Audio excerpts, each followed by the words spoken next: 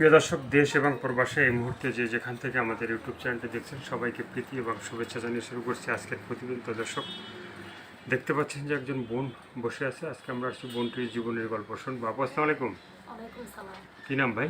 নাম হচ্ছে কবিতা। কবিতা। কি আপনি কি নিজে কি কবিতা টবিতা জানেন নাকি? নাম কবিতা। আমি ইউটিউবের সামনে কোনদিন আসি নাই, নতুন করে আইছি, খুব মনে কষ্ট পেয়ে। নতুন করে এই আসলেন নাকি?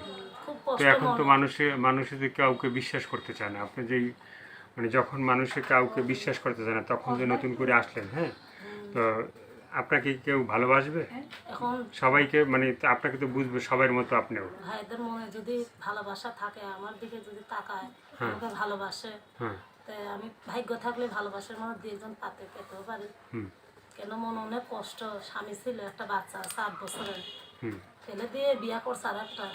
এখন কি করবো, বাচ্চাটারে নিয়ে খুব কষ্টের দিন যায়, অনেক কষ্ট। তার জন্য প্রতিবেদনের সামনে এতদিন আইলাম না, এখন প্রথম করলাম।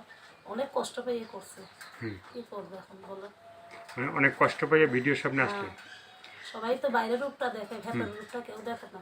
ভিতরের রূপটা আপনি কেউ দেখেন না, না, কেউ দেখে না। কাউকে দেখাইতে চান? তো এখন কেউ যদি কোনো ভাইরা আমাকে ভালোবাসে, আমি তাকেই দেখাতে চাই। তাকেই দেখাইতে চান?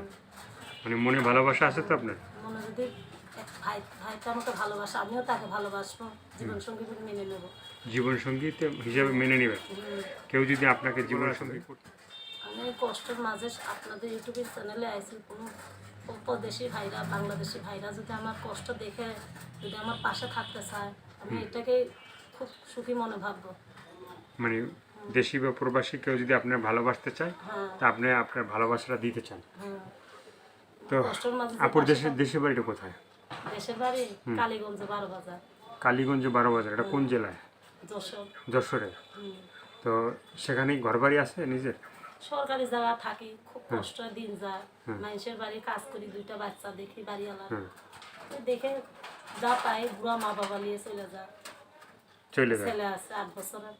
আচ্ছা, আর কিছু বলতে চান? বলার আছে? আর কিছু বলার নেই, মনের ভেতরে যা ছিল বলে দিচ্ছে।